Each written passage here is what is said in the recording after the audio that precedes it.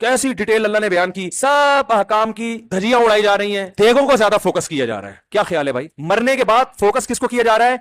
دیگیں بڑھوائی جا رہی ہیں, وہ غریب کھا رہا ہے بوٹیاں. آج وسیم بھائی دنیا سے چلے گئے, زبردست زبردست مزہ آ رہا ہے. یہی ہوتا ہے, یہ دیگیں ویگیں نہیں, میت دیگیں جو ہے یہ ولیمہ ہے, ولیمے پہ میت پہ کھانا کھلانا یہ حدیث سے ثابت نہیں ہے. صدقہ جاریہ میں صدقہ کرو, چپکے سے کسی غریب کو پیسے دے دو, یہ نہ بتاؤ کہ میرا ابا مرے اس لیے دے رہا ہوں, بس دل میں صدقے کی نیت کر کے کسی غریب کو پیسے دے دو, نیت یہ کرو کہ اس کا ثواب ابا کو پہنچے. غریب بتاؤ گے وہ کہے گا اللہ کہ بھلا بھی مر جائیں, وہ تو اس سے بڑا سیٹ ہے. کھلانا, ہدیے دینا یہ خوشیوں کی سنت ہے, یہ میتوں پہ سوٹ نہیں. مذہب کو بدنام کر رہے ہیں ہم لوگ. غیر مسلم بولے گا یار تمہارے بیٹے کی شادی تھی تو بھی وہی مرغا پکایا تھا, ابا کا انتقال ہوا تو بھی وہی مرغا. میں اس پر ایک دلچسپ لطیفہ سنا دوں پھر بیان ختم کرتا ہوں. ایک آدمی جو تھا نا, اس نے کہیں ہمارے بیان سنے ہوں گے یا علماء کے بیان سنیں گے, اس نے تہیہ کر لیا, اس کے والد کا انتقال ہوا, اس نے تہیہ کر لیا کہ میں دیگے نہیں پکاؤں گا, نہیں کھلاؤں گا, ابا دنیا سے چلے گا, بس میں رہوں گا, اللہ سے مغفرت کی دعا مانگوں گا, اس پہ توفیق کہیں صدقہ خیرات کر دوں گا, یہ دیگے شیگے میں نہیں پکاؤں. تو لوگ کہاں چھوڑتے ہیں, لوگوں نے اس کو تنگ کرنا شروع کر دیا, مر گیا مردود, نہ فاتحہ نہ درود, ہابڑا ہے, یہ ہے وہابڑے خشکے, تیرے باپ نے تیرے لیے کیا کیا تھا دنیا میں, تو اس کے لیے 6 دیگے نہیں پکا سکتا. بھائی باپ نے جتنا کیا تھا نا اس کے حساب سے تو 6 دیگے بھی کچھ نہیں ہے, اس کے حساب سے تو میرے بھائی سارا دن بھی لنگر کھلاتے رہو گے, باپ کا حق ادا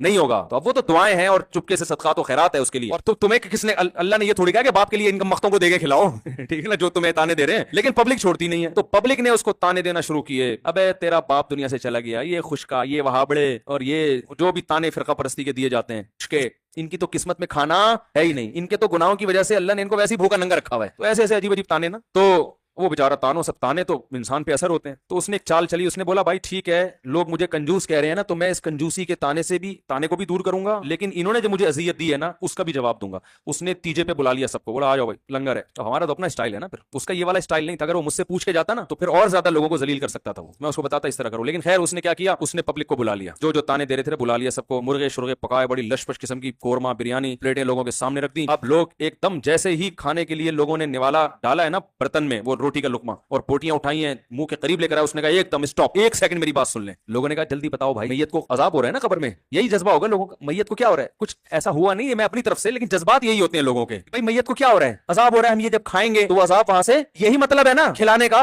اور کیا مطلب ہے کہ ہم جب کھائیں گے تو اس کو فائدہ ہوگا, تو یہ مطلب ہوا کہ ہم نہیں کھائیں گے آج ہم تو فائدہ نہیں ہوگا. تو لوگ پریشان کہ یار تیرے ابا عذاب قبر ہو رہا ہے اور تو ہمیں کھانے نہیں دے رہا. اس نے کہا 1 منٹ تھوڑا سا صبر کرو. لوگوں نے کہا کیا کہہ رہے ہیں بھائی, مسئلہ یہ ہے کہ دیکھو میرے باپ کا انتقال ہو گیا, باپ سے کس کو محبت نہیں ہوتی, تو میرے منہ میں تو دال کا نوالا نہیں اتر رہا غم سے, جس کی میت ہوتی ہے نا بیچارہ دال نہیں کھا سکتا, میرے منہ میں تو دال کا نوالا نہیں اتر رہا غم سے, میری یہ شدت ہے, اور تم کمبختو میرے گھر میں مرغے کھانے کے لیے آ گئے ہو, تمہیں شرم نہیں آتی, چلو بسم اللہ کرو کھاؤ. لوگوں نے کہا کمبخت اب ہمیں کھانے کے قابل, دوبارہ سناتا ہوں دوبارہ, یہی ہوتا ہے. آپ کسی کی میت پہ دیکھ پکائیں نا تو بالکل اسی طرح اسٹائل میں کہا کریں ان کو, بالکل یہی اسٹائل ہونا چاہیے, بلکہ ایک اور موقع پہ یہ اسٹائل ہونا چاہیے, وہ بھی میں بتا رہا ہوں. یہ پھر میں نے نسخہ ہر جگہ فٹ کیا ہے. تو اس نے کہا کہ بوٹیاں اس منہ کے قریب, ٹھیک ہے نا, بالکل منہ کے قریب ہے بوٹیاں, اور ابھی منہ میں ڈالنے والے ہیں. کہہ رہے ایک منٹ رکو, کہہ رہے بھائی کیا مسئلہ ہے, کہہ رہے بھائی مسئلہ یہ ہے کہ میرے باپ کا انتقال ہو گیا, غم سے میری حالت نڈھال, میرے گھر میں رونا دھونا چل رہا ہے, مجھ سے تو مسور کی دال بھی حلق میں نہیں اتر رہی, اور تم میرے گھر بیٹھ کے مرغے کھانے آ گئے ہو, تمہیں شرم نہیں آتی, تو بسم اللہ کرو کھاؤ. ہمارے حضرت یہ واقعہ بیان کر کے فرمایا کرتے تھے, زمانے میں لوگوں میں تھوڑی سی غیرت تھی, وہ رک گئے کہ یار کمبخت تو نے ہمیں کھانے کے قابل چھوڑا ہے. فرمایا آج اگر کوئی ایسا کرے لوگ کہیں گے تو جو مرضی کہہ دے ہمیں, ہم کھائے بغیر نہیں جائیں گے. سمجھ رہے؟ فرمایا کہ اگر وہ روکنے کے بجائے جا کے لوگوں کے منہ سے نوالا چھیننا شروع کرتے, لوگ انگلیاں چبا کے کھا جائیں گے, یہ سالے ثواب کے لیے, کہیں گے کوئی بات نہیں یہ بھی سنت ہے, کھا جاؤ, اس انگلیاں چبا کے کھا جائیں گے, وہ چھوڑیں گے نہیں, ہو کہیں گے بھائی کوئی مسئلہ نہیں. پھر ہمارے دادی واقعہ سناتے تھے کہ ایک آدمی کی عادت تھی کہ وہ کوئی بھی نہاری کھا رہا ہوتا تھا نا بنس روڈ میں, وہ بڑی مشہور نہاری تھی بنس روڈ کی, اب بھی ہے, تو وہاں سے نہاری پورے کراچی میں اس بہت زیادہ پھیلی ہے, تو وہ بچپن میں وہ بڑی مشہور تھی.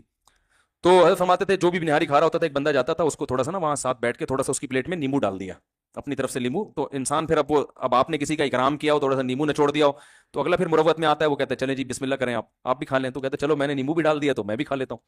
تو وہ اکثر یہ کیا کرتا تھا کہ جا کے نیمبو نچوڑتا اور ساتھ میں کھانے میں شریک ہو جاتا. لوگ مروت میں شرم نے منع نہیں کر پاتے تھے. ایک دن ایک آدمی نے کہا اس کو میں تھپڑ لگاؤں گا نا, یہ میرے ساتھ ہی حرکت کرے گا. تو اس نے نیمبو نچوڑا ہے اور جیسے ہی کھانا شروع کیا اس نے کھینچ کے ایک تھپڑ لگایا. تو یہ کہتے ہیں میری ماں بھی مجھے ایسی تھپڑ مار مار کے کھلایا کرتی تھی, کوئی بات نہیں اور مار, ٹھیک ہے نا. تو غیرت جب بالکل ختم ہو جائے تو پھر کوئی دلیل اثر